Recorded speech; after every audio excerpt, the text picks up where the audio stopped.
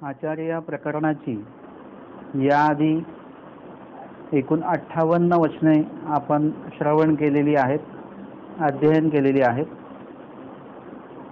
58वे वचन आपण पाहिलं, विकार हा इंद्रिय धर्म, विकल्प हा मनोधर्म, परित्यजोनी परमेश्वराशी शरण रिगावे.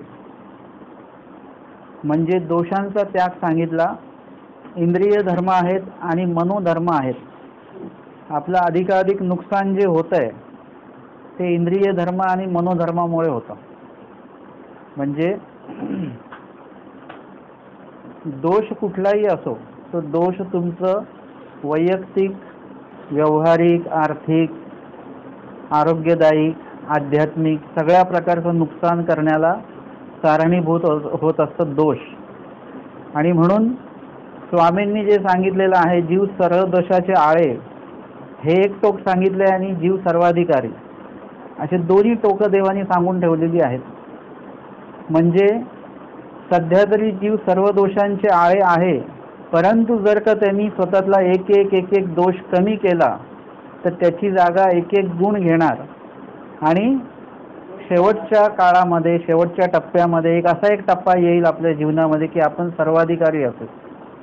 याचं उदाहरण आपल्याला भटोबासांच्या माध्यमातून बघायला मिळतं की कुठेतरी जे काही कृत्य ते करत होते, तलवार वगैरे सगळं काही घेऊन, आणि त्यांच्या कानावर, त्यांच्या हृदयाच्या पटलावर जेव्हा स्वामींचं नाव पडलं आणि त्याच्यानंतर मग एक जो बदल होत गेला, स्वामी म्हणाले इथूनही तुम्हा तित्यंतर केंगा, म्हणजे आता इथून तुमच्यामध्ये बदल होणार आहे. सिन्नरला स्वामी त्यांना असं सांगतात.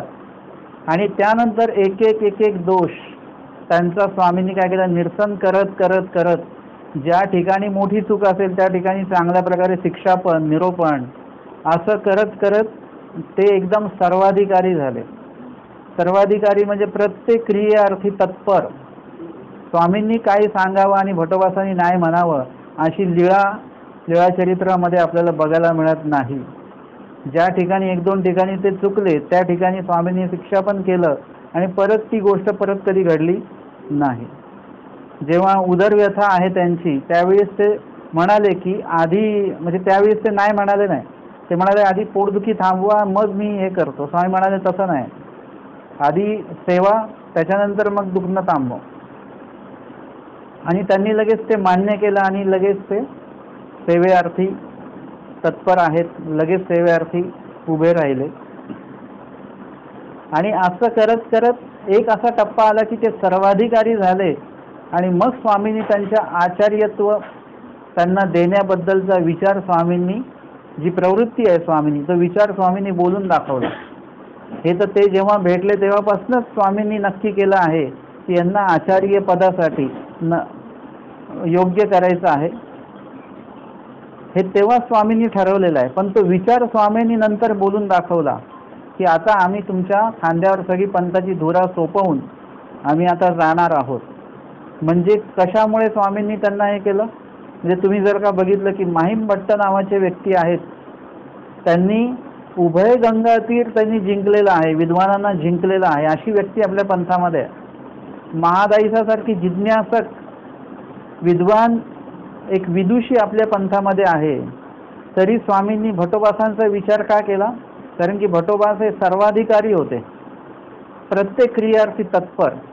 म्हणजे एखादा जो काही कर्णधार असतो, एखादा जो मुख्य व्यक्ती असतो, तो अशा पद्धतीचा पाहिजे की त्याला सगळ्या पद्धतीचं ज्ञान असणं गरजेचं आहे. जसं राजा असतो, राजाला सगळं माहिती असतं. राजा म्हणजे फक्त असं ऐश्वर्यात आहे असातला नाही, त्याला सगळ्या गोष्टी माहिती असतात की युद्धप्रसंगी कसं, जेव्हा युद्ध नाही त्यावेळेस कसं राहायचं आहे, युद्धप्रसंगी आहार कसा घ्यायचा आहे, एरवी आहार कसा घ्यायचा आहे, आरोग्यशास्त्र, त्याला पूर्ण आहार आपलं स्वतःचं माहिती आहे. ते सर्वाधिकारी असतो तो, म्हणजे कुठल्याही क्रियेमध्ये तत्पर. आणि तेवढंच त्याला त्याच्या शास्त्राचं ज्ञान सुद्धा असतं. तो कुठल्या पंथाचा, धर्माचा काय आहे त्याचं सुद्धा त्याला ते ज्ञान असतं. म्हणजे अशा प्रकारे एखादा मुख्य व्यक्ती असतो, प्रमुख व्यक्ती असतो, तो अशा प्रकारचा असला पाहिजे. आणि तसे आमचे आचार्य भटोबास होते. आणि म्हणून त्यांना अशा स्वामींच्या मनोधर्माने त्यांना काय केलेलं, घडवलेलं आहे. स्वामी सांगतात अयोग्या ते योग्य करीती आणि योग्याची ज्ञान देती, आणि मग ज्ञानियाच्या खांद्यावर पूर्ण पंथाची धुरा सोपवतात. जर आता माहीम भटोबा आहेत, 500 गुरुकुळ आहे त्यांच्याकडे, एखादे दुसरे कोणी संत असतील त्यांच्याकडे 5च गुरुकुळ असू शकतं, म्हणजे 5 लोकांची धुरा त्यांच्या खांद्यावर आहे. कुणाकडे एकाचीच धुरा असू शकते, काहींकडे 2000 लोकांची धुरा असू शकते. म्हणजे ती व्यक्ती कशी आहे त्यानुसार. आता त्या काळामध्ये 500 लोक म्हणजे त्या काळात खूप झाले. आज आपल्याला 2000 लोक आपल्याला कमी वाटेल, लोकसंख्येच्या मानाने आपण बघणार आहोत. मग त्या काळामध्ये 500 गुरुकुळ, म्हणजे तो जो काळ होता तो कर्मकांडाचा तो पूर्ण काळ होता. आता तर असं काही नाही आहे, ज्यांना ज्या धर्मामध्ये सुविधा मिळाल्या तो त्या धर्मात लगेच जातो. कोणी धर्म आता धर्मबदल होत असतो, परंतु तो काळ इतका कट्टर होता आणि त्या काळामध्ये 500 लोकांना धर्माला लावणं ही खूप मोठी बाब होती. म्हणजे जे कर्मकांड असेल, ब्राह्मणत्व असेल, यांच्या कचाट्यातनं त्यांना बाहेर काढण्याचं कार्य त्या काळामध्ये आचार्यांच्या माध्यमातून झालेलं आहे. म्हणजे ते एवढे सर्वाधिकारी होते. आणि मग असं जर का असेल तर ती सर्वाधिकार जो असतो तो तुम्हाला काहीही प्राप्त करून देऊ शकतो. आता सर्वाधिकार म्हणजे फक्त गुणांविषयी पकडायचा नाही, दोषांविषयी पण. दोषाविषयी पण आपण सर्वाधिकारी आहोत. असा कुठला दोष आहे की जो आपल्यामध्ये येऊ शकत नाही? कुठलाही दोष येऊ शकतो. म्हणजे काही लोक असं म्हणतात की बाबा नाही, हा तर आधी दारू पित नव्हता, आत्ता पितोय. का असं होतं? आधी तो मांसाहार करत नव्हता, आता करतो आहे. आधी तो सात्विक होता, आता तो तामस झालेला आहे, कारण की तो सर्वाधिकारी आहे. स्वामींनी सांगितलं जेवढी पिशवी की जे तेवढे होय, म्हणजे कसली? गुणाची आणि दोषाची. गुणाची पिशवी जेवढी वाढवली तेवढी वाढते, आणि दोषांची पण जेवढं तुम्ही एक व्यापकता वाढवली तुमच्यातली तेवढी वाढते. म्हणजे आपण गुण आणि दोष दोन्ही अर्थी आपण सर्वाधिकारी आहोत. आणि म्हणून आपला तो सर्वाधिकार जो आहे ना तो कुठेही उपयोगात लागू शकतो. म्हणजे तुमचा वेग आहे तर तो वेग जो आहे तो तुम्हाला कुठेही नेऊ शकतो. चांगल्या ठिकाणी पटकन नेऊ शकतो आणि वाईट ठिकाणी सुद्धा तेवढ्याच वेगाने नेऊ शकतो. आपण काय केलं पाहिजे? आपल्या वेगाचा सदुपयोग केला पाहिजे. आपल्या अधिकाराचा आपण काय केला पाहिजे? सदुपयोग केला पाहिजे. आणि सर्वाधिकार जो आहे तो ज्ञान किंवा गुण ग्रहणार्थीच आपण तो उपयोगात नेला पाहिजे. तर आपलं ते सर्वाधिकारीत्व जे आहे ते उपयुक्त आहे असं नक्की आहे. आता आजकालचं असं आहे की नवीन पिढी जी आहे त्यांची बुद्धी एवढी शार्प आहे, एवढे पटकन ते एखादी गोष्ट कॅच करतात आणि त्यांच्या नशिबाने त्यांच्यासमोर सगळे दोषजनकच वस्तू आहेत. सगळ्या दोषजनक गोष्टी आहेत. त्यांना दिसतात लोक कोणीतरी धूम्रपान करणारे, मद्यपान करणारे, असेच लोक नजरेत पडतात आणि त्याच्यामध्ये पटाकात त्याच गोष्टी ते कॅच करतात. त्यांना कोणी गाठी घेऊन बसणारे त्यांना दिसतच नाहीत लवकर, असले तरी दिसत नाहीत. म्हणजे त्यांची गुणग्राहकता जी आहे ती गुणग्राहकता पेक्षा त्यांची दोषग्राहकता जी आहे त्याला जास्त वेग आहे. आपल्याला काय करायचं आहे? आपल्यामध्ये पण तो भाग असेल तर आपण ते गुणग्राहकतेवर आपण लक्ष केंद्रित करायचं आहे. याचं सोपं आहे की आपण जेव्हा काही भाजी वगैरे काही घ्यायला जातो अशा वेळेस तुमचं लक्ष असतं की तुम्ही जो काही भाजी घेताय, फळभाजी घेताय, तर तुम्ही त्यातले चांगल्या जे काही ती फळभाजी असेल ती चांगलीच फळभाजी तुम्ही त्या टोपल्यामध्ये घेता. कांदा असेल, बटाटा असेल. वाईट जे असतात वाईटचं चिंतन करत बसत नाही, वाईटचं निरीक्षण करत बसत नाही.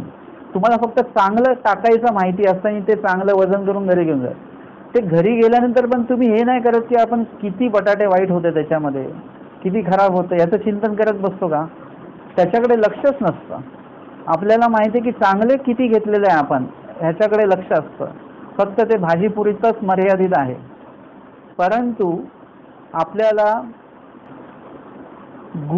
गुणांविषयी किंवा एखाद्या चांगल्या गोष्टींविषयी हे चिंतन करता येत नाही. आपण एखाद्यांच्या कोणाच्या संपर्कामध्ये गेलो तर आल्यानंतर आपण त्यांच्या गुणांचं चिंतन कधीच नाही करत. हे उलट आहे बरं का. इकडे त्यांच्या दोषांचं चिंतन करत राहतो आपण की तिकडे काय भाजी काय एवढं चांगली नव्हती बनवली, अहो पण ते अजून काही गोष्टी चांगल्या होत्या त्याच्याबद्दल पण बोला, किंवा त्यांच्या स्वभावाबद्दल बोला, नेहमी आपण त्यांच्या दोषाविषयीच बोलत राहू तर ते योग्य ठरणार नाही. तुम्हाला तिथेही बॅलन्स ठेवायचा आहे. दोषही बघायचे आहेत, परंतु चिंतन हे गुणांचंच असलं पाहिजे. आता कसं आहे, आपण जर का तल्लक असू तर आपल्याला गुण पण दिसतील आणि दोषही दिसतील. तुम्ही असं नाही करू शकत की दोष दिसलेच नाही पाहिजे. तुमचे डोळे आहेत तर जिकडे सफेद रंग दिसेल तिथे काळा रंग पण तुम्हाला दिसणारच आहे. परंतु आपल्याला उपयोगाचा काय आहे सफेद रंग, तर त्याचा विचार आपण करायचा. काळ्या रंगाचा जो आपल्याला धोकादायक आहे, नुकसानकारक आहे, त्याला बाजूला ठेवायचा. ते डोळे का दिलेत देवाने आपल्याला, की त्यावर आपला पाय नाही पडला पाहिजे. आपल्याला फुलं दिसतात आणि काटेही दिसतात, काट्यांवर पाय पडू नये म्हणून डोळे दिलेले आहेत. आपण काय करतो, त्या काट्यांचं अशुभ चिंतन करण्याविषयी ते डोळे उपयोगात आणतो. त्यापेक्षा फुलांचा जो काही गुणदायक प्रकार आहे त्याच्याकडे लक्ष केंद्रित करून मग त्याच्याबद्दल आपण चिंतन करू शकतो. म्हणजे आपला जो काही अधिकार आहे, आपल्याचा जो काही सर्वाधिकार आहे तो आपण उपयोगामध्ये आणला पाहिजे. नाहीतर मग अनुपयोगीचं सगळं चालूच आहे. ते आधीपासून अधमती, अधगती, अधरती हे सगळं चालूच आहे. आणि म्हणून स्वामींनी सांगितलं, विकार हा इंद्रिय धर्म, विकल्प हा मनोधर्म, हे दोन दोष आहेत. ते काय करायचे, परित्यजोनी म्हणजे त्याचा परित्याग करून परमेश्वराशी शरण रिगावे. म्हणजे दोषांचा त्याग केल्यानंतर मग काय करायचं, तुम्ही रिकामे होऊन जाल. आता समजा एखादा मुलगा मस्ती करतो, मग त्याला सांगितलं मस्ती करू नको, म्हणजे त्याची मस्ती वजा झाली. आता त्यांनी काय करायचं, तो बसून राहील, नुसताच कंटाळून जाईल. मग त्याला काहीतरी गुणदायक वस्तू त्याच्या हातामध्ये द्या.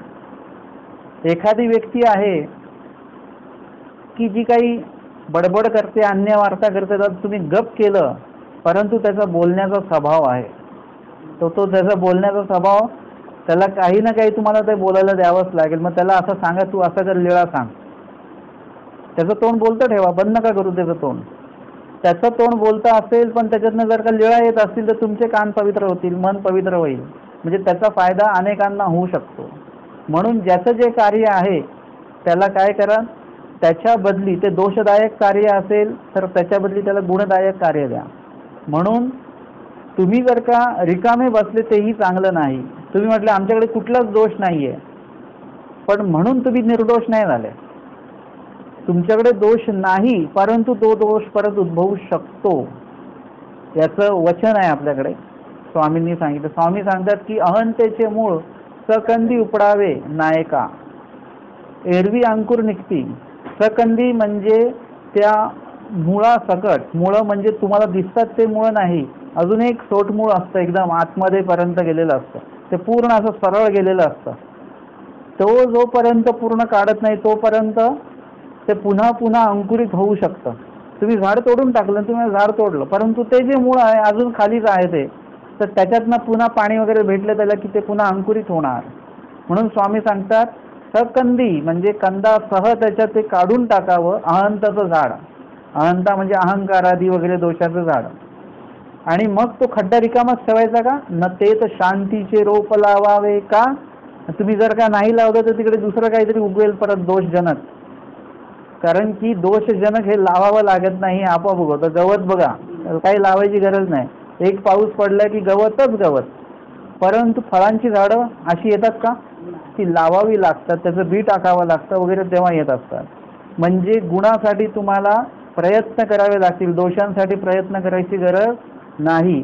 जे आपल्याकडे असंच आहे त्याला म्हणायचं दोष, आणि जे आपल्याला प्राप्त करून मिळतं त्याला म्हणायचं गुण.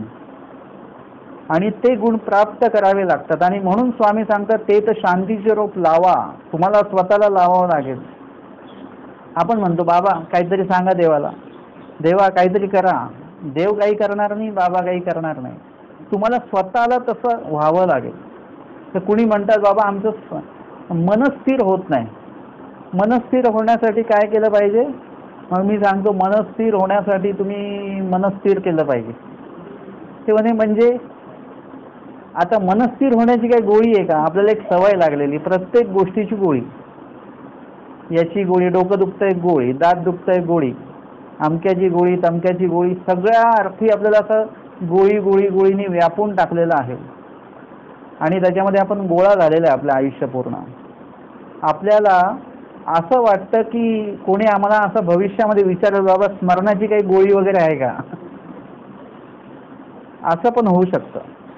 परंतु सगळ्याच गोष्टींची औषधं नसतात. काही गोष्टी तुमचे मानसिक रूपामध्ये दोषजनक अशा त्या बसलेल्या आहेत तुमच्यामध्ये, त्या तुम्हाला झटकून टाकाव्या लागतील. तुम्ही खूप वेळ असं बिछाण्यात बसलेले आहात, घरातच बसलेले आहात, तर तुम्हाला एक आळस येतो. तो आळस तसाच राहतो. तुम्ही जोपर्यंत आळस झटकत नाही, त्यासाठी ते आईनी आणि वडिलांनी किती पण त्याला मुलाला बोललं तरी तो आळशीच राहतो. तो जेव्हा स्वतः म्हणेल की आता मला नाही जायचं आहे बाहेर, आणि त्यावेळेस तो स्वतः मनापासून उठतो आणि तो जेव्हा पूर्णपणे आळस झटकतो त्यावेळेसच तो फ्रेश होणार आहे. आणि तसं आपल्याला अनेक गोष्टी आपल्यावर अशा बसलेल्या आहेत, तर त्या आपल्याला काय करायचे, उठून त्या झटकून टाकायच्या. आमचे स्वामी सांगतात, पहाटाची उठवणी फाळून के झाडून जावं लागेल.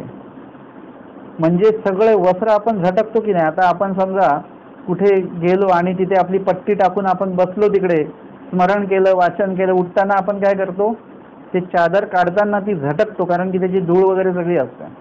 तसं अंतकरण सुद्धा झटकायला सांगितलेलं आहे आपल्या शास्त्रामध्ये. अंतकरण झटकायचं म्हणजे कुठेही तुम्ही गेला, प्रवचनाला तुम्ही गेलात तर तिथले पण दोष चिटकून येतात आपल्याला. आपलं अंतकरण म्हणजे लोहचुंबक आहे. जसं लोहचुंबकाला फक्त लोखंडच चिटकतं, तसं आपल्या अंतकरणाला फक्त दोषच चिटकतात बरं का. त्या ठिकाणी काय लीळा झाली, आज कुठलं वचन झालं हे सांगायचं म्हटलं तर आपल्याला लक्षात राहणार नाही.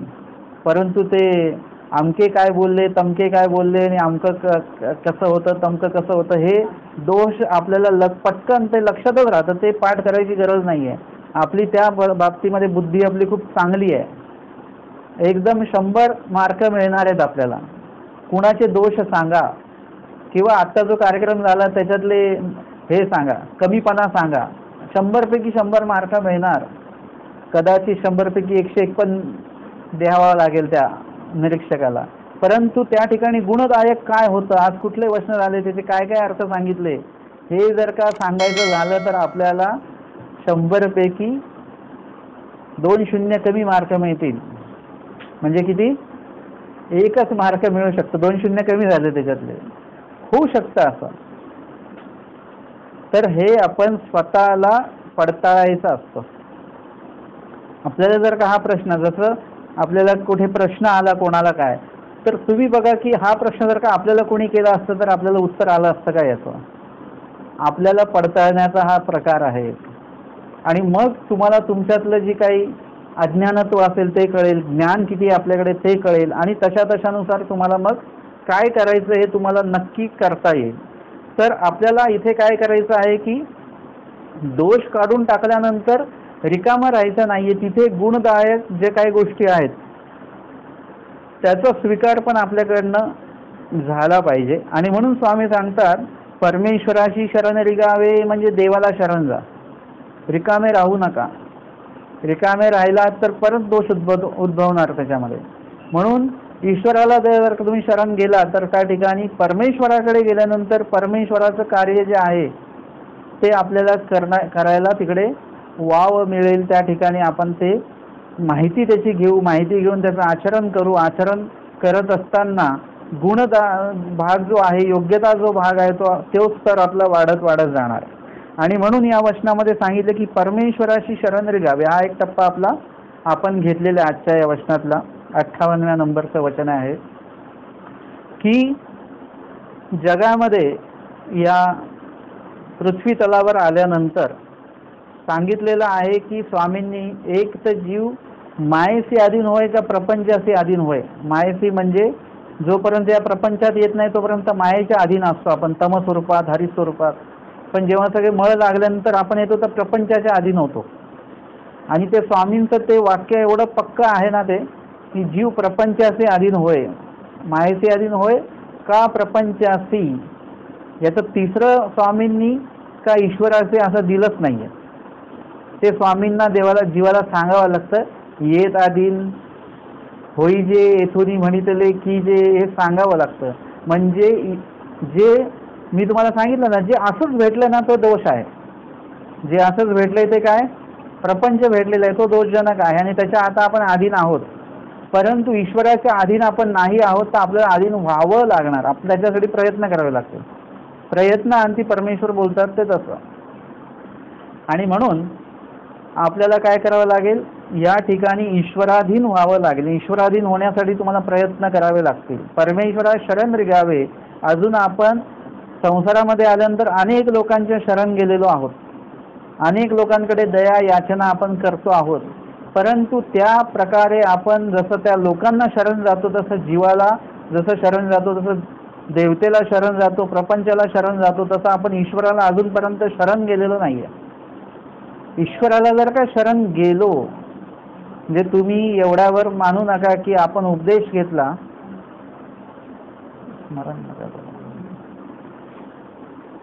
तुम्ही जर का उपदेश घेतलेला आहे, तुम्ही दीक्षा घेतलेली आहे, तुम्ही अभ्यास केलेला आहे, म्हणजे आपण देवाला शरण गेलो असं नाही.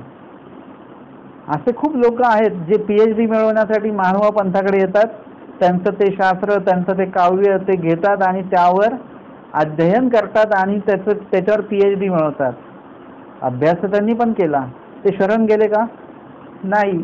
एखाद्या अन्य व्यक्तीला काहीतरी आपल्या वचनांवर व्याख्यान द्यायचं असेल, लिळेवर व्याख्यान द्यायचं असेल, तर त्याचा ते अभ्यास करतील आणि व्याख्यान देतील, म्हणजे ते शरण गेले असा अर्थ नाही. तसं तुम्ही वचन पाठांतर केलं, त्याचे अर्थ पाठांतर केले, म्हणजे तुम्ही देवाला शरण गेले असा मुळीच अर्थ होत नाही. शरण जाणे हा प्रकारच काहीतरी वेगळा आहे. ज्या ठिकाणी तुम्हाला दुसऱ्या कसल्याही व्यक्तीची वस्तूची अपेक्षा राहतच नाही, फक्त परमेश्वराची अपेक्षा राहते. जसं आमचे आचार्य आहेत, आचार्य जेव्हा आलेले आहेत आणि स्वामी म्हणतात सांग विचारा निके विचारा, सांगा तू दुरी पात असे, ते विचार करतात आईचा, बहिणीचा, प्रपंचाचा, एकीकडे विचार करतात दादोसांचा, आणि मग असं विचार करता करता ते नक्की करतात की ते कसं आहे, अनिष्ट आहे, अविद्या आहे. दादोस तरी अनिष्ट आणि प्रपंच तर अविद्या, सगळे काय भरलेली आहे. आता यांचा संगत जी आहे यांची ही पूर्णपणे तोडूनच टाकायची. स्वामी काय म्हणतात, सांगा तू दुरीपात आहे, म्हणजे आतापर्यंत तुमचं सांगाती कोण आहे? प्रपंच आहे, तुमचे नातलग आहे, परिवार आहे, हा तुमची संगत आहे. देवाकडे यायचं असेल तर तो सांगात दूर जाणार, आणि त्या सांगाताकडे जर का गेले तर प्रपंच कडे गेले तर ईश्वर दूर जाणार. म्हणून स्वामी सांगतात आमच्याकडे उभे आहात तर पटकन विचार करा, नाही तर तो सांगत तुमचा लांब लांब चाललेला आहे. आणि त्यांनी ते मान्य केलं, सांगत लांब चाललेला आहे तर जाऊ द्या. तो सांगत एवढ्या लांब गेला की परत मग त्या सांगताकडे जाण्याची त्यांना आवश्यकता नाही पडली, किंवा ते सांगत त्यांना अडथळा रूप कधी झालं नाही. पुढच्या काळामध्ये आबाईचा सुद्धा आले अनुसरल्या, महादाईचा सुद्धा अनुसरल्या. पुढच्या काळामध्ये महेश्वर पंडितही आले, वैराग्यदेवही आले, काही कारणास्तव स्वामींनी पाठवलं त्यांना. परंतु बघा, हा जो त्याग आहे भटोबासांकडनं घडलेला, तो अशा प्रकारचा आहे की परमेश्वराशी शरण रिगावे. म्हणजे प्रपंच सोडला, आता काय? प्रपंच तर सोडला, मग आता काय? मग आता परमेश्वराला तुम्हाला काय करावं? पुढचा टप्पा वेगळा आहे. तुम्ही प्रपंच सोडला म्हणजे परमेश्वराला शरण गेले असा अर्थ नाही. बघा, हा एक टप्पा आहे, याच्यात सूक्ष्मपणे तुम्हाला दोन भाग दिसतील. तुम्ही तोंडात अन्न टाकलं आणि ते चावलं म्हणजे तुमचं पोट भरलं का? ते गिळल्याशिवाय पोट नाही भरणार आहे. म्हणजे हे अन्न आता तोंडात जे टाकलं ती फक्त चावण्याची क्रिया तिच्यामध्ये होते, पोट भरण्याची क्रिया नाही झाली. पोट भरण्यासाठी तुम्हाला अन्न गिळावं लागेल. म्हणजे सूक्ष्म भेद आहे की नाही? तो लक्षात येणार नाही तुमच्या, सूक्ष्म भेद आहे तो. आणि म्हणून या दोन्ही गोष्टी आपल्याला बघितल्या गेल्या पाहिजेत की नुसतं दोषांचा त्याग घडता कामा नये, तर गुणाचा स्वीकार पण पाहिजे. म्हणून परमेश्वराशी शरण रिगावे असं स्वामी सांगतात.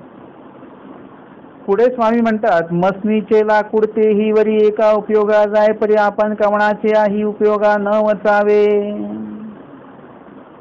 आता प्रपंच सोडायचा म्हणजे सगळेच व्यवहार वगैरे तुम्हाला सोडावे लागतील.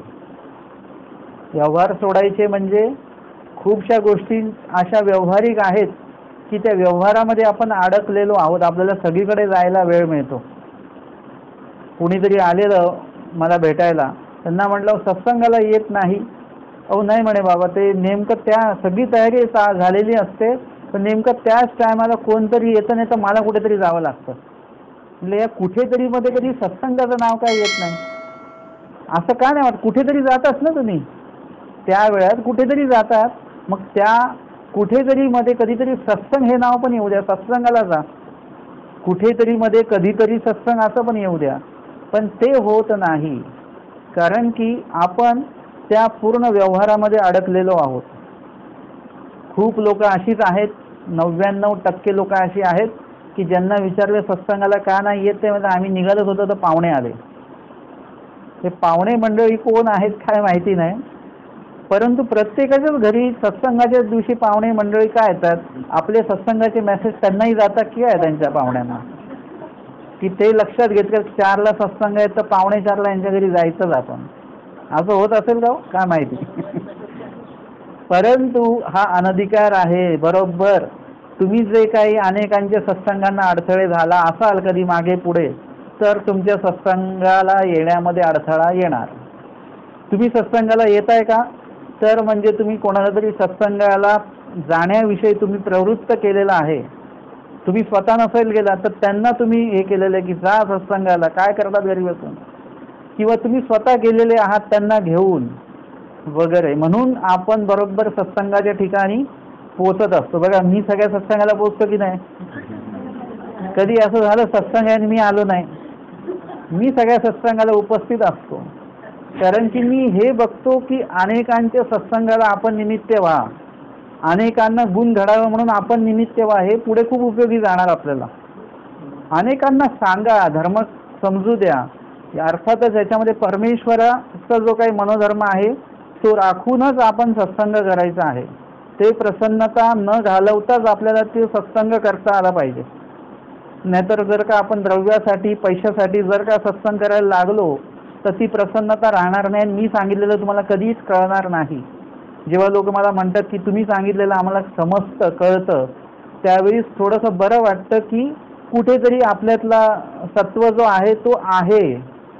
जर का ते सत्व माझं मी घालवलं, म्हणजे मी त्याच्या अभिलाषेने, एखाद्या पैशाच्या द्रव्याच्या अभिलाषेने जर का मी हे बोलायला लागलो, तर ते माझं बोलणं तुम्हाला डोक्यावर निघून जाईल, समजणारच नाही, लक्षात राहणार नाही, ते सत्व निघून जात असतं. आणि म्हणून जसे त्यासाठी आपण काय केलं पाहिजे, बरोबर त्या वेळेमध्ये कुठल्याही प्रकारचं संकट आलं तरी आपल्याला सत्संगाला जाण्याचा निश्चय जो आहे तो नक्कीच ठेवला पाहिजे. तो तुम्ही अजिबात कुठल्याही प्रकारे त्याच्यामध्ये तोड आणायचा नाही. समोरच्या व्यक्तीला सांगा, आता जर का तुम्हाला डॉक्टरांनी सांगितलेलं की तुम्हाला आत्ताच्या आत्ता ॲडमिट होतं आणि तेवढ्यात पाहुणे आले, तर तुम्ही काय म्हणाल? किंवा तुमचं आता काहीतरी रिझर्वेशन आहे आणि तुमची गाडी आहे आणि तेवढ्यात पाहुणे आले, तुम्हाला जर दिल्लीचं रिझर्वेशन आहे, मग तुम्ही सांगणार रेल्वेवाल्यांना? तुम्ही पाहुण्यांना सांगणार. अशा काही गोष्टी आहेत ज्याच्यामध्ये तुम्ही पाहुण्यांना सूचना देता, सांगता की नाही नाही आम्हाला थांबता येणार नाही, आम्हाला जावं लागेल. परंतु अशा काही गोष्टी आहेत ज्याच्यामध्ये तुम्ही सत्संगाला सूचना देतात की आम्ही येऊ शकणार नाही, पाहुणे आलेले आहेत. म्हणजे हे काय आहे, आपण व्यवहारामध्ये अडकलेलो असल्यामुळे मग व्यवहारामध्ये बहुतांशी वाईट गोष्टींचा संग्रह अधिक असतो, वाईट गोष्टी अधिक असतात. परंतु चांगल्या गोष्टींचा जो काही योग आहे, ज्याच्यामुळे तुमच्यातली सात्विकता, तुमच्यातली उपयुक्तता, तुमच्यातलं जो काही प्रामाणिकपणा वाढण्याचं जे कार्य आहे ना, ते प्रपंचामध्ये खूप कमी अर्थाने घडत असतं. जसं आपण काही दुकानात काही घ्यायला गेलो की तो म्हणतो की 40 रुपये किलो, तो क्या भैया उधर 35 रुपयाने तिकडे मिळतं आहे. आता तिकडे काही भेटत नसतं का 35 रुपयाने, तरी पण हे प्रामाणिकपणा नाही आहे. तर आता तुम्ही समजा हे आहात, तुम्ही दुकानदार आहात किंवा तुम्ही व्यावसायिक आहात, मग तुम्ही म्हणता की देखो ये हा जो आहे ना सध्या हेच चालतं, की सध्या हाच भाव आहे, किंवा हे माझ्याकडे जे आहे ते महाग आहे कारण याची क्वालिटी चांगली आहे. म्हणजे तुम्हाला असं ते सांगावं लागतं. अर्थात ते तुम्हाला सुद्धा कळत असतं की कधी कधी आपण खोटं बोलतो, कधी कधी लबाडी करतो, हे सगळ्या गोष्टी कराव्याच लागतात, व्यवसाय असेल, प्रपंच असेल वगैरे.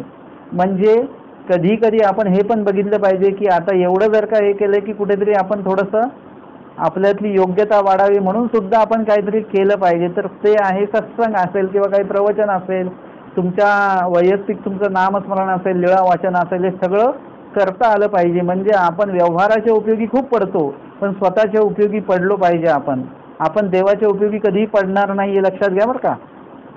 आपण म्हणू की आम्ही देवाच्या उपयोगी पडलो, असं कधीच नसतं. तुम्ही तुमच्याच उपयोगी पडत असता. आपल्याला वाटलं आम्ही स्मरण केलं म्हणजे आम्ही देवाच्या उपयोगी पडलो, लीळा वाचन केलं देवाच्या उपयोगी पडलो. काही देवाचा काहीच उपयोग नाहीये, देवाला काहीच उपयोग नाहीये. आपला उपयोग आपलाच होतोय. तुम्ही स्मरण केलं, तुमची योग्यता वाढली, लीळा वाचली तुमची योग्यता वाढली, तुम्ही सत्संगाला आले तुमची योग्यता वाढली, तुमचंच सगळं योग्यता वाढते, तुम्हालाच उपयोग होतोय. देवाला तुमचा काय उपयोग आहे? काहीही उपयोग नाहीये.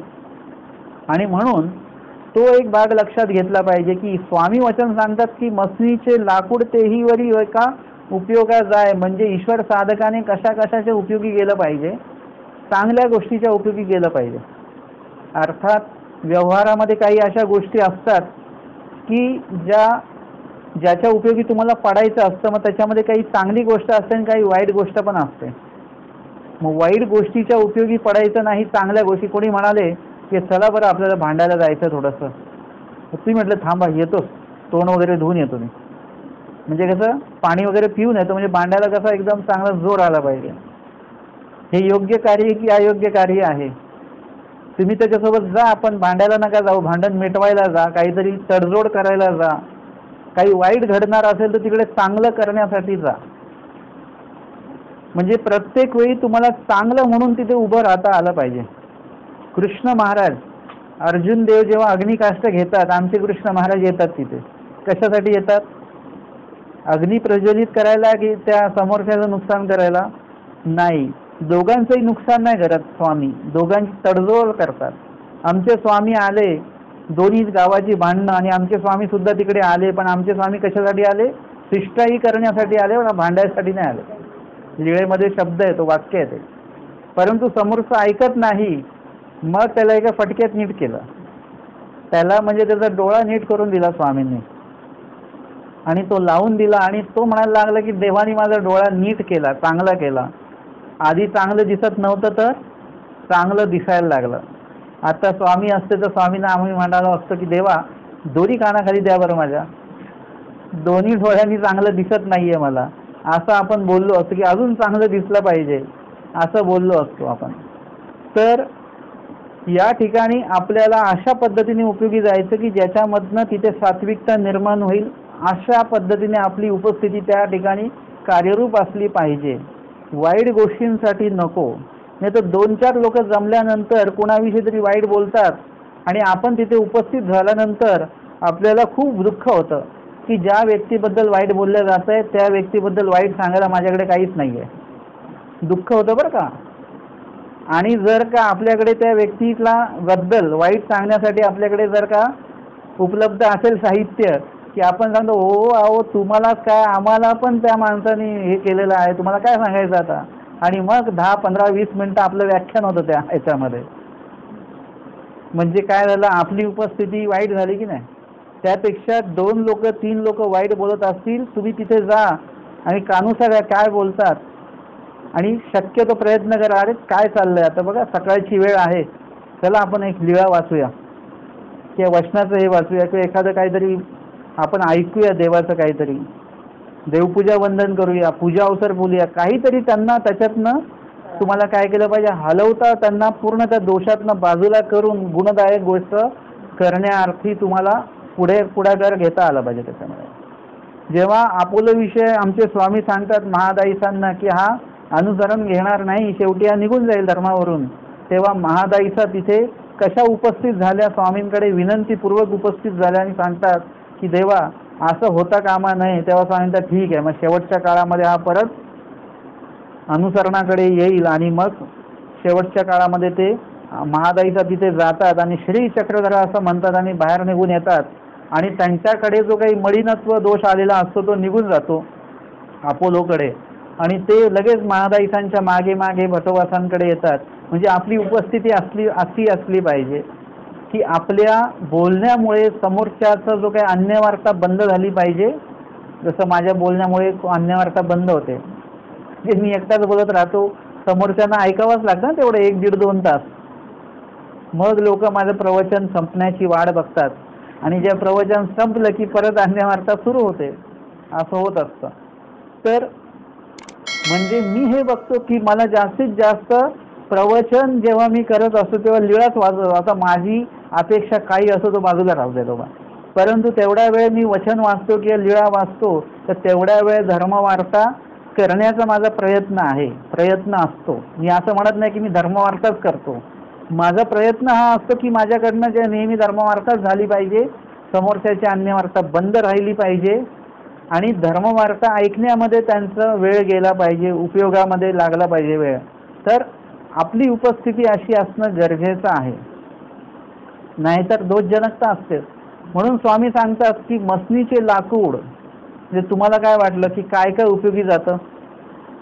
सगळ्या क्षुल्लक गोष्टी सुद्धा उपयोगी जात असतात. एक जण कोणी काही व्यवसाय करतात, म्हणजे जुन्या गोण्या वगैरे असतात त्यांचा ते विकतात, ते परत विक्री करतात, रिसेल त्याचं असतं. मी त्यांना म्हटलं हे याच्यामध्ये सगळं उपयोगी जातं का तुम्हाला ते काही? ते म्हणे बाबा काही जरी तुकडा जरी असेल ना त्याचा एवढूसा तो सुद्धा विकल्या जातो. अशी कुठली गोष्ट नाही जी विकल्या जात नाही. जे उल्हासनगरला जसं तिकडे कपड्याचे कारखाने जीन्सचे सगळे, तर त्या मला गावाकडनं एक फोन आला की ते कुठे विकायला असतात त्याचे तुकडे. म्हटलं त्याचे तुकडे कुठे विकल्या जाणार? ते म्हणाले नाही बाबा तेही सुद्धा विकल्या जातात.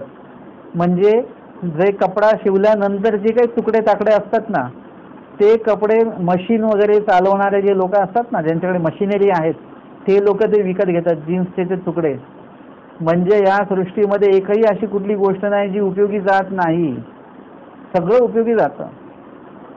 एकदम पार म्हणजे कुजलेली फळं सुद्धा उपयोगी जातात बरं का. आपण जे सॉस वगैरे जे खातो ना ते सगळं असं त्या फळांचं सगळं ते बनवलेलं असतं, त्याचं मद्य सुद्धा त्याच गोष्टीचं बनवलेलं असतं. संसारात अशी कुठली गोष्ट नाही जी अनउपयोगी आहे, सगळं उपयोगी आहे.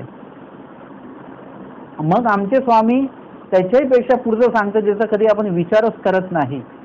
स्मशानाचा आपण विचार कधी करतो का? कधीच करत नाही.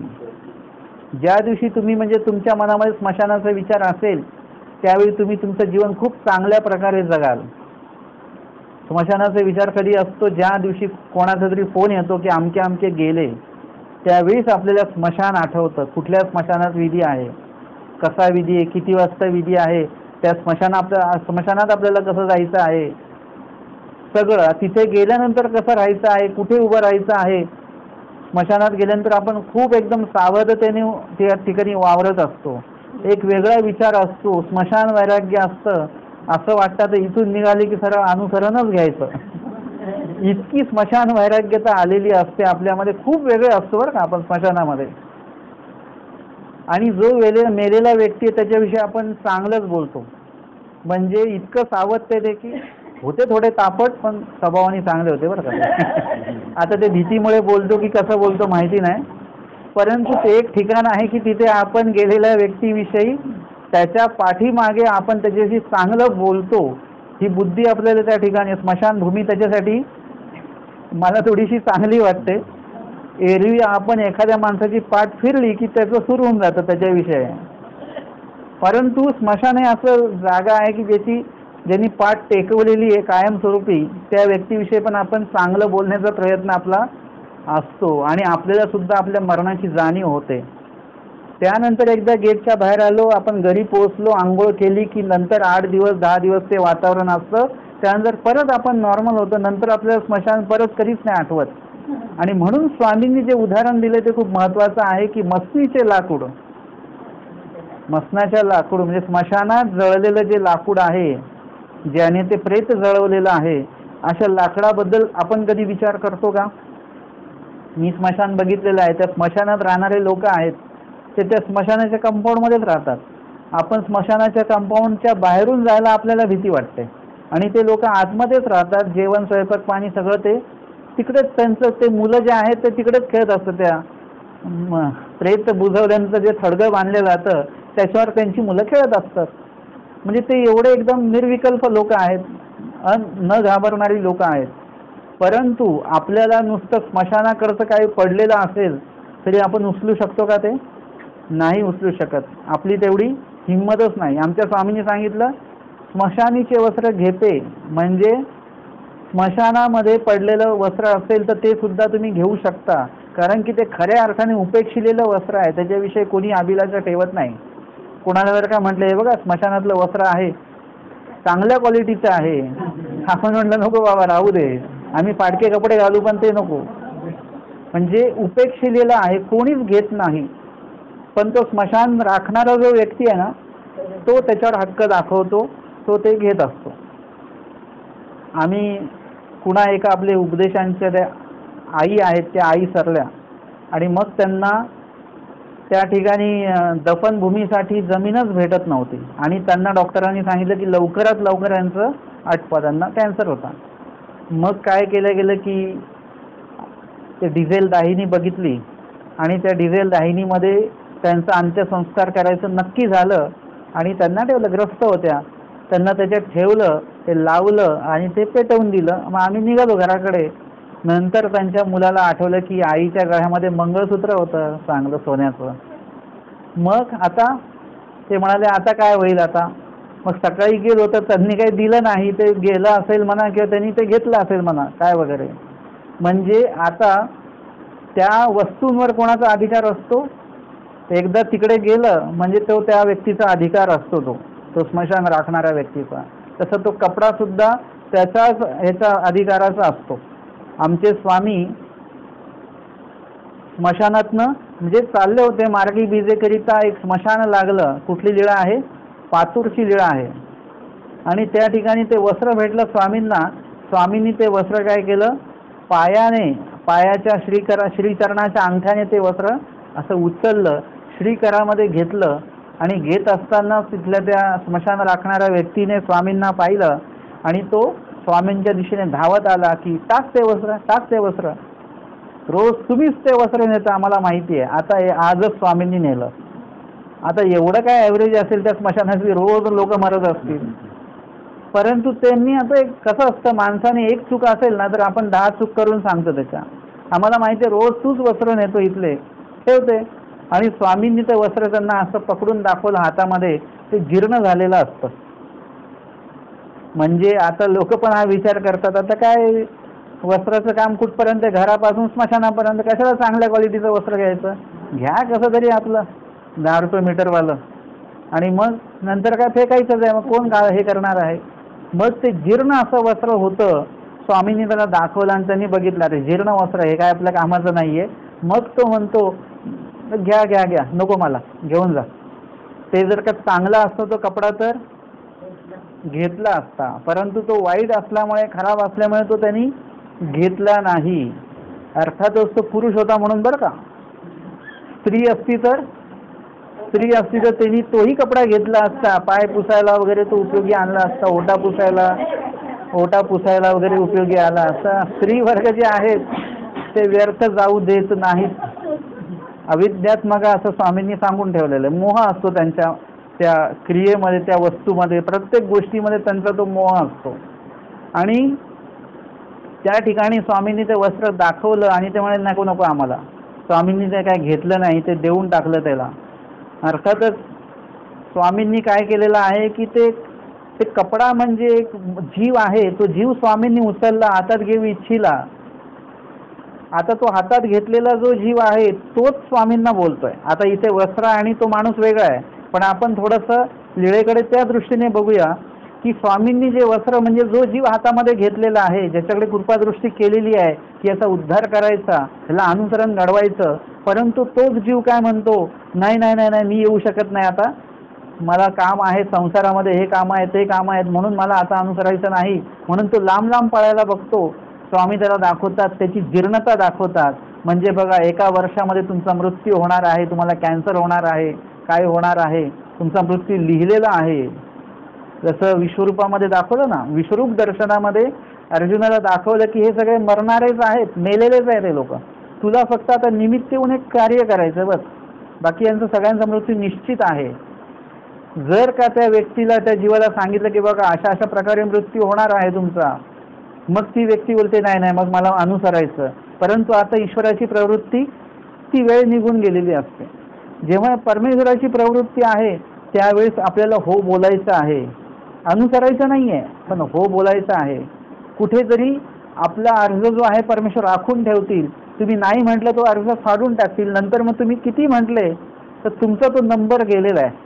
आपण दवाखान्यामध्ये असतो ना की आता 10 नंबर येतं, आपण थोडं जाऊन या इकडे, आणि आपण येईपर्यंत 11वा नंबर असतो. मग आपण आमचा नंबर होता 10वा, ते म्हणतात 5 नंबर थांबा, आता लगेच तुम्हाला पाठवत नाही. 5 नंबर 10 नंबर थांबा, मग तुमचा नंबर परत. व्यक्तिपाताचा दृष्टांत आमच्या स्वामींनी सांगितलेला आहे.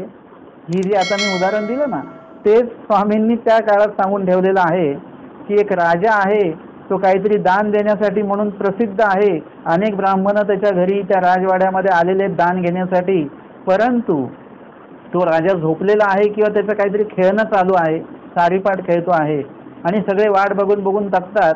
एक ब्राह्मण त्यातला म्हणतो चला थोडंसं फिरून येऊया, आणि म्हणून तो बाहेर पडतो राजवाड्याचा.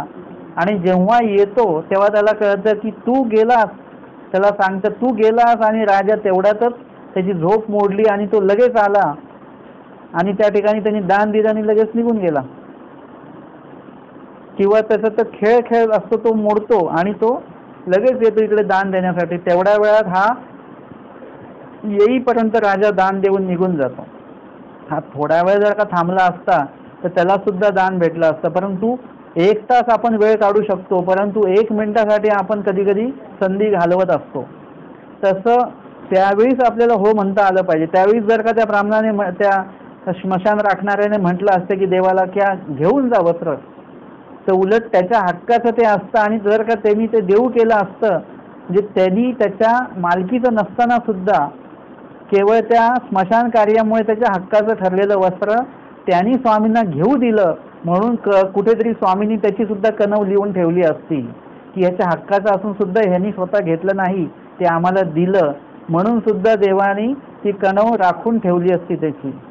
परंतु तो आधी नाही म्हणाला. असं आपण अनेक वेळा देवाला नाही म्हणतो. सत्संगाला या नाही, वचनपाठ करा नाही, लीळापाठ करा नाही, काहीतरी रेकॉर्डिंग ऐका नाही, काही सगळ्या गोष्टीला आपण नाही नाही म्हणतो. आणि जेव्हा आपण हो हो बोलायला लागतो त्यावेळेस देवाकडनं नकार असतो. नाही आता वेळ गेली, आता वेळ गेली, म्हणजे ती पुन्हा वेळ येण्यासाठी. म्हणजे असं नसतं की बाबा आपल्याला मन होईल तेव्हा सगळं भेटेल आपल्याला. असंही नसतं की देणाऱ्याचं मन होईल तेव्हा लगेच आपल्याला भेटेल. दोघांचं, देणाऱ्याची पण ती वेळ पाहिजे आणि घेणाऱ्याची पण तीच वेळ पाहिजे. दोन्ही गोष्टी जुळतात त्या टायमाला ते घडतं. तर ही लीळा आपण घेतली, पातूरची लीळा घेतली, स्मशान वस्त्र. त्या ठिकाणी स्वामींनी सांगितलं की स्मशानी ते वस्त्र घेते हो, पण पोरे हो तयाची वाट पाहाल, म्हणजे त्याचीच वाट बघाल. आज कोण मेलच नाही अजून, कोणाचं वस्त्र नाही आलं अजून, म्हणून वाट बघत बसाल तर ते अत्यंत चुकीचं आहे. आणि म्हणून आपण काय केलं पाहिजे, उपेक्षिलेलं वस्त्र घेतलं पाहिजे. म्हणजे स्मशानातल्या गोष्टी सुद्धा उपयोगात येतात, परंतु ते उपेक्षिलेल्या पाहिजेत आणि तुम्हाला उपयोगी असल्या, आवश्यक असल्या तरच त्या घ्यायच्या आहेत. परंतु आपण कधी स्मशानातल्या वस्तूंचा, वस्त्राचा विचार करत नाही. देवाने जरी विहित केलं तरी आपण ते वस्त्र कधी घेण्याची हिंमत करणार नाही. आपण एवढे घाबरगुंडे आहोत की आपण नुसतं स्मशानात आलं तरी आंघोळ करतो.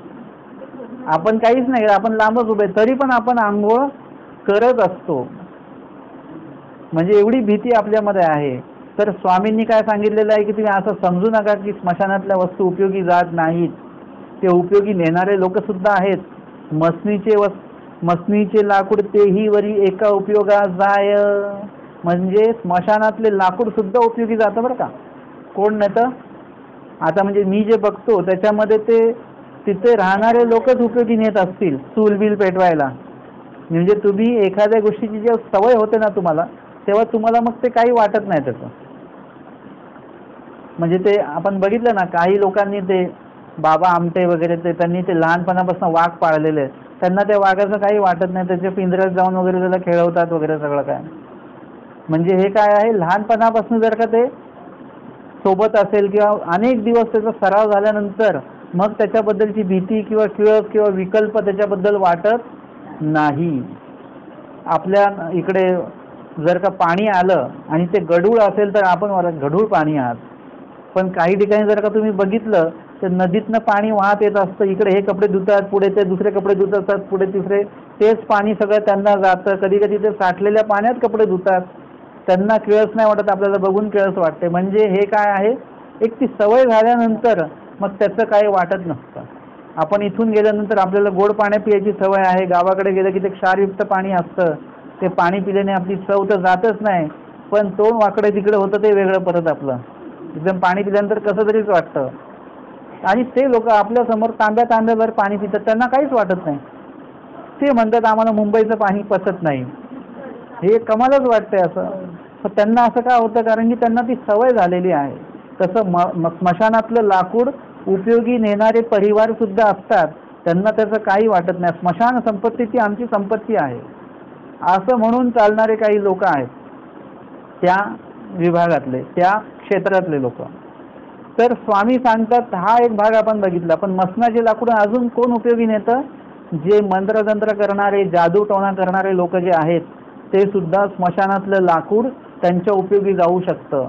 तिथला जो विस्तव आहे तो आणून त्यांचं काहीतरी ते काही जादू टोण्याचं कार्य ते त्या माध्यमातून करू शकतात, म्हणजे त्यांच्या ते उपयोगी जाऊ शकतं. म्हणजे असे सुद्धा लोक आहेत की ज्यांना त्या गोष्टीची आवश्यकता असते. आपल्याला याची आवश्यकता असते का? आपल्याला नाही. एकदा ते तिकडचं तिकडेच राहू द्या. परंतु काही लोक त्याच्या शोधामध्ये असतात. जसं दृष्टांतामध्ये सांगितलं, कोणी एक धातुरवादी असे तो रण शोधू जाय, रण सापडे. म्हणजे जिथे युद्ध झालेलं आहे आणि मरून पडलेले लोक असं ठिकाण तो शोधतो आणि ते ठिकाण त्याला भेटतं. प्रेतं पडलेली असतात. तो कुणाची तरी कानातनं काडी घालतो, ती एरी कानी बाहेर पडे ते सांडी. मग दुसरं प्रेत शोधतो, त्याच्या कानातनं काडी घालतो, ती तोंडातनं बाहेर येते, ते पण प्रेत टाकून देतो. आणि मग तिसरं प्रेत शोधतो, त्याच्या कानात काडी घालतो, तो इकडे आतमध्ये जाते, ती कानातनं बाहेर येत नाही, तोंडातनं बाहेर येत नाही, ती आतमध्ये जाते, ते प्रेत तो घेतो. देवाला सुद्धा अशीच प्रेतं पाहिजेत बरं का. अशी प्रेतं नको आहे जी इकडून सत्संग ऐकला की इकडून सोडून देतात.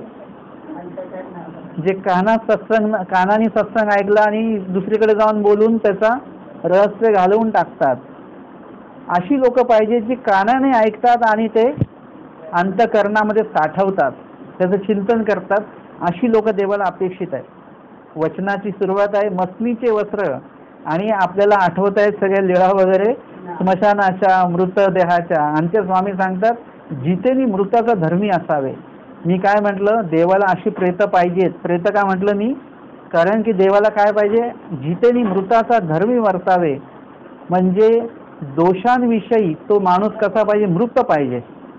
दोष दिसल्याने, दोष आचरण्याविषयी त्याला कुठल्याही प्रकारची सजीवता, जिवंतपणा त्याच्यात नको. गुणदायक गोष्टींसाठी त्याच्याकडे जिवंतपणा पाहिजे. एरवी तो मृत असला पाहिजे. जसं बघा, आपले उपदेशी लोक असतात मानवापंथीय, त्यांना लोक म्हणतात अरे मांसाहार खा, तो म्हणतो नाही नाही. मद्यपान करा, नाही नाही. धूम्रपान करा, तंबाखू खा, व्यसन करा, ते म्हणतात नाही नाही. ते म्हणतात तुझं काही जगणं आहे का रे? त्यांच्या अर्थाने हे मांस खाणं, मद्यपान करणं हे खूप जगण्यासारखं आहे. काहीतरी जगलं पाहिजे माणसाने. म्हणजे त्यांच्यासाठी आपण कसे आहोत? मेलेलो आहोत, मृतवत आहोत. आणि स्वामींची अपेक्षा ती आहे, दोषांविषयी नेहमी मृत असा, मृताचा धर्मी वर्तावे. जितेनी म्हणजे जिवंतपणी तुम्ही मृताचा धर्मी. जिवंतपण कसलं? धर्माचं जिवंतपण असावं आणि बाकीच्या दोषांविषयी मृतपण असावं तुमच्याकडे. मृतात्म्याला, जो काय मृत देह आहे, त्याला तुम्ही कुठलाही आवडीचा पदार्थ न्या वगैरे काही करा, ते लगेच उठून बसतात का? नाही. आवडतं का त्याला? जसं कोणी मेल्यानंतर ते म्हणतात की तुम्ही परत या, म्हणून असं म्हटलं जातं. आता खरोखर जर का ती व्यक्ती परत आली तर ते प्रेत जर का उठून बसलं तर काय होईल? सगळे पळून जातील. असं होऊ शकतं. माझी कविता मी खूप सुंदर लिहिलेली, त्याच्यावर मोठी लांबलचक कविता आहे. तर अशा प्रकारे स्मशानातला जो काही प्रकार आहे, तिथलं मृतदेह असेल, त्या संदर्भातले जे काही वस्तू असतील वगैरे, हे कुणाच्याही उपयोगी जात नाही. परंतु त्या वस्तू सुद्धा उपयोगी नेणारे लोक आहेत. परंतु त्या कशासाठी उपयोगी नेतात? वाईट गोष्टींसाठी बरं का. स्मशानातलं एखादी वस्तू जर का कोणी उपयोगी नेत असेल, कोणी काढून नेत असेल, तर ती चांगल्या गोष्टींसाठी उपयोगी नेल्या जात नाही. ही एक गोष्ट लक्षात ठेवा. ती वाईट गोष्टींसाठी, कोणाचं वाईट करण्यासाठी म्हणून ती उपयोगी नेल्या जात असते. आणि म्हणून स्वामी सांगतात की मसनीचे लाकूड तेही वरी एका उपयोगा जाय परी आपण कवणाचेही उपयोगा न वचावे. म्हणजे वाईट गोष्टींसाठी अनेक लोक अनेकांच्या उपयोगी जात असतात. खूप असे लोक आहेत, खूप अशा गोष्टी आहेत, खूप अशा वस्तू आहेत ज्या अनेकांच्या वाईट अर्थी उपयोगी जात असतात. जसं बोलतात ना, आपल्याला असं वाटतं की बरं मशिनरीने सगळे कामं होतात. 10 माणसांचं काम एक मशीन करते, आपल्याला आनंद आहे. परंतु त्या कंपनीत काम करणारे जे 10 कारागीर बेरोजगार झाले, त्यांना जाऊन विचारा त्या मशीनचे फायदे. त्यांचा संसार काय झालेला आहे? बेरोजगारीपणे त्यांचा संसार एकदम रस्त्यावर येऊन गेलेला आहे. त्यांचं नुकसान झालं. त्यांना विचारा त्या मशीनचे फायदे आहेत का नुकसान आहे. म्हणजे प्रत्येक गोष्ट जी आहे ती कुठल्या तरी गोष्टीला फायदेशीर असेल तर बाकीच्या कुठल्या तरी गोष्टीला ती नुकसानदायक असते. आमच्या स्वामींनी सांगितलंय की क्रिया उभय रूपा. कुठलीही क्रिया उभयरूप असते, जे दोन्हीकडे उपयोगी येते, एक चांगल्यासाठी आणि एक वाईटासाठी. अमका अमका व्यक्ती आहे, वाईट आहे, त्यांनी कोणाचा तरी खून केलेला आहे म्हणून जर का त्याला फाशी देण्यात यावी म्हणून सूचना दिल्या गेली तर त्याला ती फाशी होणार. तर त्याला फाशी देणं ही एक वाईट क्रिया आहे, म्हणजे त्याची हत्या करतो एक प्रकारे आपण. परंतु त्याच्या बाजूला एक चांगली क्रिया तुम्हाला अशी दिसेल की अनेक लोक गुणवाखाणन करतील की बरं झालं त्याला फाशी दिली, बरं झालं त्याला फाशी दिली. अनेक लोक त्या जजच्या निर्णयाचं समर्थन करतील, शुभचिंतन करतील त्याच्याविषयी, बरोबर निर्णय घेतला याने. म्हणजे हे काय आहे? दोन्ही गोष्टी आहेत. म्हणजे तुम्हाला तुमच्या निर्णयाबद्दल शुभचिंतन सुद्धा मिळेल आणि काही लोकांकडनं तुम्हाला अशुभ चिंतन सुद्धा मिळणार आहे. एखादा निर्णय घेतला, ज्यांचा फायदा झाला ते शुभचिंतन करतील, ज्यांचं नुकसान झालं ते अशुभ चिंतन करतील. प्रत्येक क्रिया उभयरूप आहे. तुम्ही चांगली क्रिया करत आहात पण त्याच्यामध्ये काय होतं की दोष पण घडत असतो. तुम्ही अधिकरणासाठी कोणासाठी जेवण बनवताय, आग प्रज्वलित करता, पाणी तापवता, त्याच्यामध्ये जीवजंतूंची पण हिंसा होते, परंतु भोजन पण बनताय, पोटही भरताय आणि इकडे दोषांचा घडा सुद्धा भरतो आहे. आपण त्यांना वाढण्यासाठी धावपळ करतो, त्याच्यामध्ये सुद्धा जीवजंतू मरतात. आणि म्हणून कुठले हा विधी केल्यानंतर, कुठलीही क्रिया केल्यानंतर आपण जे प्रसव मोडतो तो प्रसव त्याच्यासाठीच मोडला जातो की विधीकरिता अविधी घडतो असं देवाने जे सांगितलेलं आहे. तो अविधीचं क्षालन करण्यासाठी, त्या अविधीचा चाल थांबवण्यासाठी, त्या अविधीचा नाश करण्यासाठी म्हणून ते प्रसव असतं, ते दुःख केलं जातं. म्हणजे चांगली क्रिया करत असताना फक्त चांगलीच क्रिया घडते असं नसतं. ते सांगितलेलं आहे की ते एक जण पाणी आणता मुंग्या न देखती. पाणी त्यांना सांगितलं पाणी आणा, ते धावत धावत गेले, धावत धावत आले, खाली एवढ्या मुंग्या मेल्या, त्याच्याकडे त्यांचं लक्षच नाहीये. आम्ही वांबोरीला होतो, संवत्सरला आम्ही होतो, संवत्सरला होतो ते 5 पायऱ्याचं स्नान करायला जायचं, वांबोरीला होतं ते वांबोरीचं स्नान करायला जायचं. सोबत चालताना आम्ही खाली बघत बघत जायचं, खाली मुंग्या असतात तिथे रस्त्यावर. तुमचा रस्ता आहे, त्यांनी पण तिकडे एक रस्ता काढून ठेवलेला आहे. मग आपल्याला काय करायचं, त्यांच्यावर पाय न देता जायचं आहे, लक्ष ठेवायचं आहे. नाही तर पाय दिला, तुम्ही म्हटलं आम्ही देव करायला चालू, ते आनंदात चाले, खाली मुंग्या चालू आहेत. मुंग्याला तुम्ही मोक्षाला पाठवताय, तुम्हाला हे मोक्षाला अडचणीदायक ठरणार तुमच्या मोक्षामध्ये. म्हणून त्या ठिकाणी मुंग्याला मोक्षाला पाठवतायत म्हणजे त्यांना त्यांच्या त्या देहातनं तुम्ही मुक्त करतात असं बरं का. तर मोक्षाला पाठवणं म्हणजे ईश्वरीच्या मोक्षाला पाठवणे नव्हे, मुक्त करणे येण्यार्थी मोक्ष. आणि मग ह्या गोष्टी ज्या आहेत या दोन्ही गोष्टी आपण बघितल्या पाहिजे. आणि म्हणून कुठलीही क्रिया करत असताना अधिकाधिक गुणदायक घडलं पाहिजे आणि कमीत कमी दोषदायक घडलं पाहिजे. अल्पे अनिष्ट बहुत अनिष्ट परिहरिजे. म्हणजे तिथे तुम्ही काय करा की अल्पानिष्ट कमी जास्तीत अनिष्ट तर घडणार आहे पण ते अल्प करण्याचा प्रयत्न करा. अधिक अनिष्ट त्याच्यामुळे टाळता येईल तुम्हाला, हे तुम्ही लक्षात घ्या. आणि म्हणून मसनीचे लाकूड तेही वरी एका उपयोगा जाय. म्हणजे वाईट क्रियेच्या उपयोगा जातं, पण आपण कवणाच्या उपयोगा न वचावे. म्हणजे आपण कुणाच्याच वाईट क्रियार्थी आपण निमित्त व्हायचं नाही, आपण कारणीभूत व्हायचं नाही, मानसिक क्रिया करायची नाही, वाचिक क्रिया करायची नाही, प्रत्यक्ष कायिक क्रिया करायची नाही, वाईट कार्यार्थी कुठेच आपण उपयोगी पडायचं नाही. आणि आपली जी काही सज्जनता आहे, आपला जो काही प्रामाणिकपणा आहे, आपली जी काही सभ्यता आहे ती कुठेही मलिन होऊ न द्यायचं का आपण जे काही लक्ष ठेवलं पाहिजे. जसं ते सांगितलेलं कोणाविषयी, प्रामाणिक व्यक्ती, आणि एक दिवशी असं होतं की ते गाडीमध्ये तर बसतात परंतु ते तिकीट काढायला विसरतात. आणि त्यावेळेस त्यांचे जे काही महती आहे, त्यांची चांगली प्रसिद्धी आहे, आणि जेव्हा TC येतो तेव्हा TC त्यांना तिकीट, अरे तुम्ही आहात का? ते म्हणाले हो, परंतु मी तिकीट नाही काढलं. ते म्हणे अहो राहू द्या, तुमच्याकडनं काय तिकीट घ्यायचं, तुम्ही राहू द्या, एवढी तुम्ही समाजसेवा करता. ते म्हणजे तसं नाही, मी समाजसेवा जरी करत असलो तरी मला तिकीट काढणं माझं भाग आहे. तुम्ही आज जरी मला तिकिटासाठी माफ केलं तरी हा मला स्वतःलाच मी लावून घेतलेला कलंक ठरणार आहे. म्हणून तिकीट न काढल्याबद्दलचं जे काही फाईन असेल ते तुम्ही माझ्याकडनं घ्या. आणि ती पावती ते फाडून घेतात. म्हणजे ही कथा आहे ही अशी.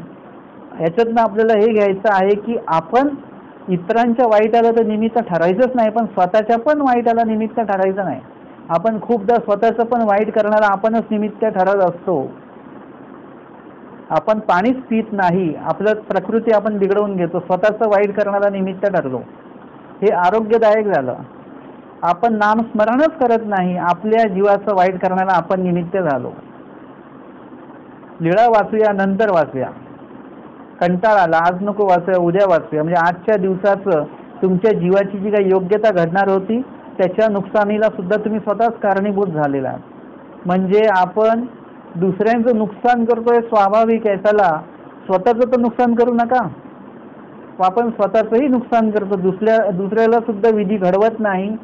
तो घडत असेल तर त्याच्यामध्ये अडथळा आणतो, पण एवढंच काही तर आपण त्याला विधी नका घडू, पण तुम्ही तर विधी करा गपचूप, तुम्ही तुमचा स्वार्थ साधून घ्या.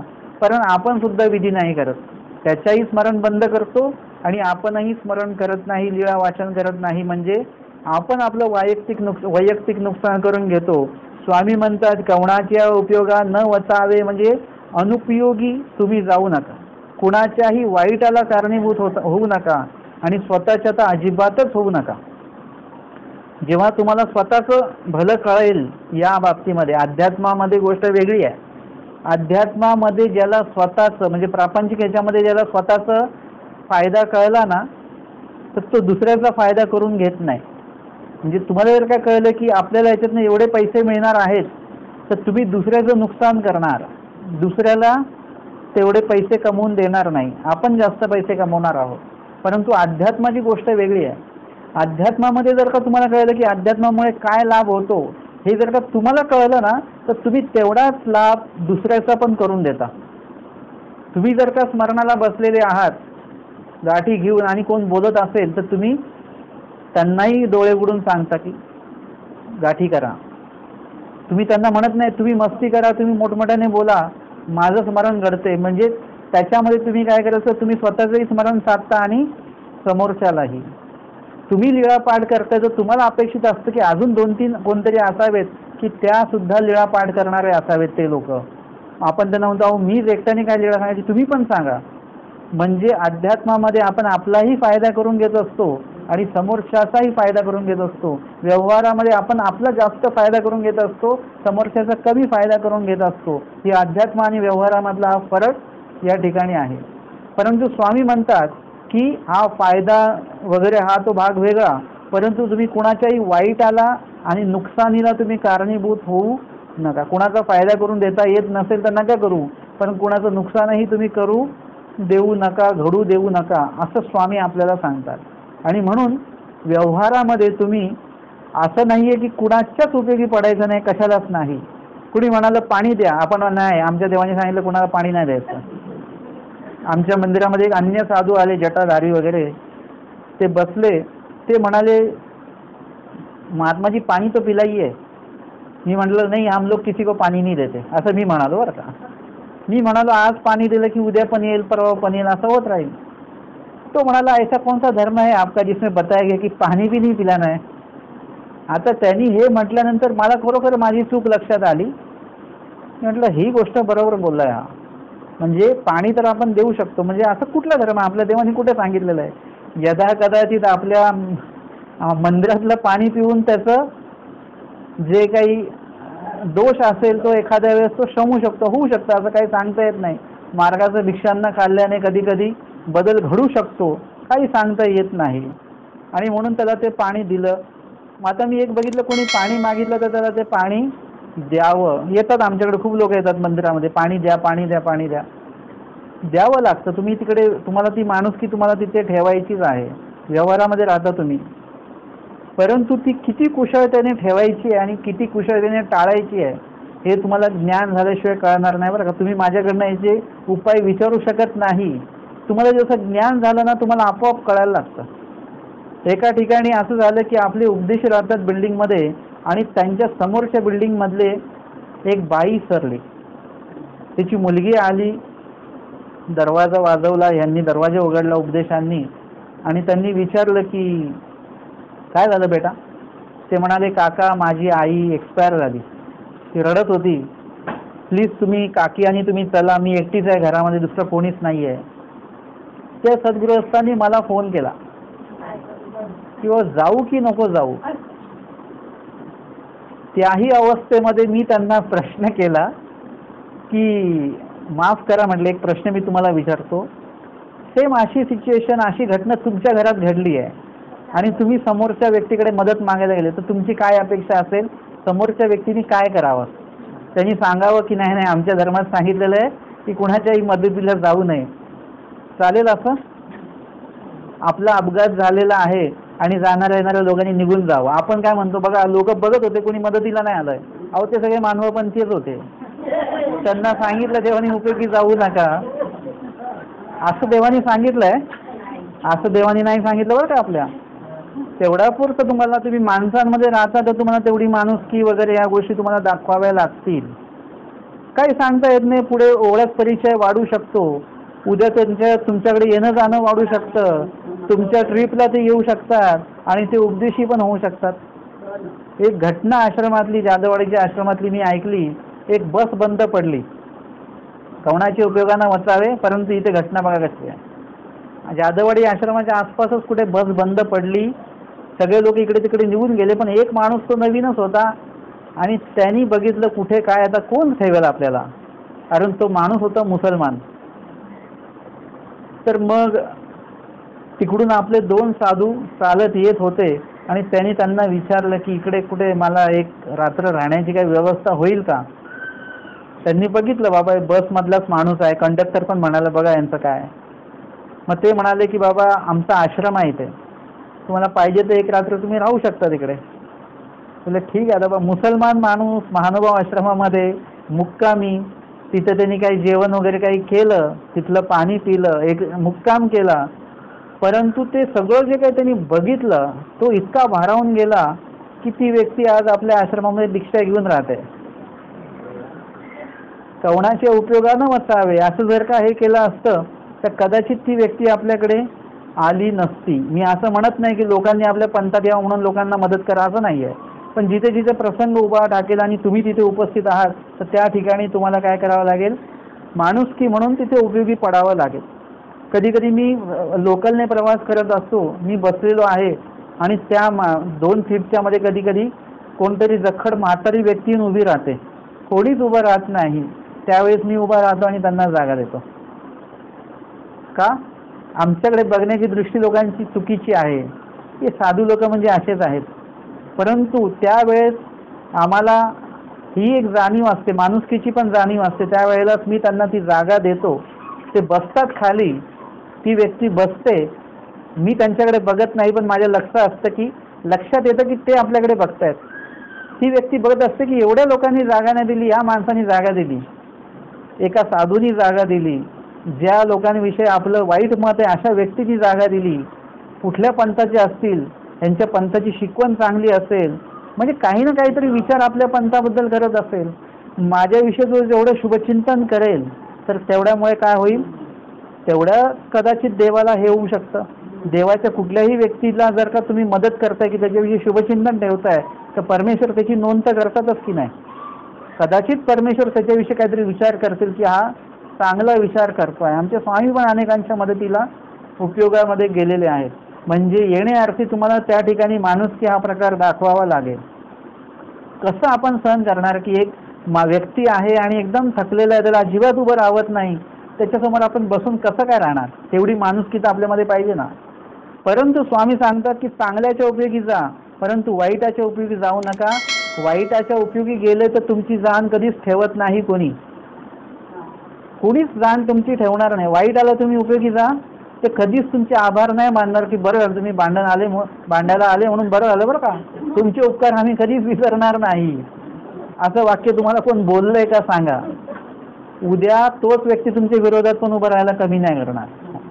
परंतु जर का तुम्ही त्याच्या चांगल्याच्या उपयोगी गेलेला असाल तर तो माणूस हे वाक्य हमखास बोलणार, आम्ही तुमचे ऋण कधीच विसरणार नाही. नेहमी लक्षात ठेवा. आम्ही हे वाक्य चांगल्या क्रियेच्या अर्थी ते असतं. आणि चांगलं जर का तुम्ही एखाद्याचं केलं तर तुमच्या संपर्कात राहिला, पुढे मागे तुमचं जे काही आचरण आहे तर त्यांनी नुसतं त्याचं वाखाणन जरी केलं, गुण वाखाणन जरी त्याचं केलं, प्रशंसा जरी केली तरी पण त्याच्यासाठी ते चांगलं आहे. आणि म्हणून जसं आमच्या आजी होत्या, ते ठाण्याला आले गावावरून, अन्य होत्या, कोकणातनं आलेल्या होत्या, मानवा पंथ नाही त्यांच्याकडे, परंतु ते ज्यांच्याकडे यायचे जायचे त्यांच्याकडे अशी विशेष बघायचे आणि ते म्हणायचे काय काळे दगड आणून ठेवले त्या लोकांनी आणि यांच्याकडे काळे कपड्याच्या बाया येतात वगैरे, असं ते मुसलमान आहेत का काय आहेत असं ते म्हणायचे. परंतु त्यांच्या ज्या गुरुआई आहेत त्या श्रीरामपूरच्या, ते त्यांना ते शिकवायचे, अरे असं नाही आहे, मुसलमान नाहीत, आमचे कपडे असे आहेत, हा संन्यास वेश आहे, असं ते त्यांच्या कानावर टाकायचे. आज त्या आजींना 30 ते 35 वर्ष दीक्षा घेऊन झालेले आहेत. म्हणजे बघा, ते जर का तिकडे येणारे जाणारे नसते किंवा त्या आत्यांनी त्यांना सांगितलं नसतं तर आज ते धर्माला लागले नसते, दीक्षा घेतली नसते आणि आम्ही पण इकडे आलो नसतो. म्हणजे कुठला एक प्रवाह कुठे जाऊन आपल्याला घेऊन जाऊ शकतो. आणि म्हणून आमच्या स्वामींनी उपयोगी जायचं नाही म्हणजे वाईटाच्या उपयोगी जाऊ नका, पण जिथे चांगलं असेल आणि त्याच्यातनं खरोखर काहीतरी चांगली निष्पत्ती असेल तर तिथे उपयोगी तुम्ही जाऊ शकता. आणि ते उपयोगी जाणं सुद्धा तारतम्य बघून असतं बरं का. तारतम्य बघायचं असतं त्याच्यामध्ये. जसं आम्हाला मामाजी उदाहरण सांगायचे, नेहमी खूप प्रसक्त उदाहरण सांगतात मामाजी पण, की त्यांनी सांगितलं की तुम्ही चाललेत रस्त्याने आणि एक गाडी खड्ड्यामध्ये अडकलेली आहे आणि ते सांगलं, ओ भाऊ तुम्ही थोडं ताकद लावा बरं, म्हणजे थोडा धक्का मारा गाडीला. आणि तुम्ही बघितली गाडी कसली आहे, कोंबडे नेणारी गाडी आहे किंवा बोकड नेणारी गाडी आहे. म्हणजे ते कुठे चाललेलं आहे, आता रविवार आहे आणि तिकडे नेणार आहेत ते. आता म्हणजे तुम्हाला माहिती आहे ना की हे कुठे चाललेली आहे. आता बघा, हे चांगलं कार्य आहे की वाईट कार्य आहे, वाईट कार्य आहे. मग त्या ठिकाणी तुम्ही अजिबात मदतीला जायचं नाही, सांगायचं नाही बाबा आमच्या ज्याने नाही. आणि जर का तुम्ही कधी कधी कोणामध्ये सांगण्याची ताकद नसते, मग त्यावेळेस तुम्ही तिथे हात लावा पण ताकद लावू नका. ॲक्शन वगैरे सगळं करा ताकद लावल्याची, परंतु नाही. आता हे जेव्हा तुम्ही एखाद्या अन्य व्यक्तींच्या लग्नाला वगैरे जाता त्यावेळेस तिकडे सगळी धावपळ एकदम दाखवा, आम्ही उपस्थित आहोत, एकदम सक्रिय आहे, ताडबीड घेऊन असं जेवणाचं पण सगळं हे करा. परंतु तिकडे अन्य ते जे काही देवताजनित विधी वगैरे घडतं त्याच्या उपयोगी जाऊ नका तुम्ही तिकडे. म्हणजे तुम्हाला स्वतःला कसं अलिप्त ठेवायचं त्या दोषापासून हे तुम्हाला स्वतःला कळतं, आपोआपच कळतं. ते काही शिकवायची गरज नाही. पंख फुटल्यानंतर कुठे काही त्या पक्षाला ड्रायव्हिंग क्लास लावावं लागत नाही की उडायचं कसं. पंख फुटले की बरोबर ते उडण्याचं त्याचं क्रिया चालू होते. तसं तुम्हाला ज्ञान झालं की ज्ञान झाल्यानंतर ह्या पूर्ण या प्रपंचामध्ये तुम्हाला कशा प्रकारे दोषाचा अडथळा येऊ न देता कशा प्रकारे तुम्हाला तरंगायचं आहे, उडायचं आहे, ते बरोबर तुम्हाला ब्रह्मविद्याशास्त्र तुम्हाला शिकवत असतं. तर आज या ठिकाणी आपण 58व्या वचनाचं शेवटचं पद आणि 59व्या वचनाचं पूर्ण श्रवण आपण या ठिकाणी केलेलं आहे. दंडवत हो.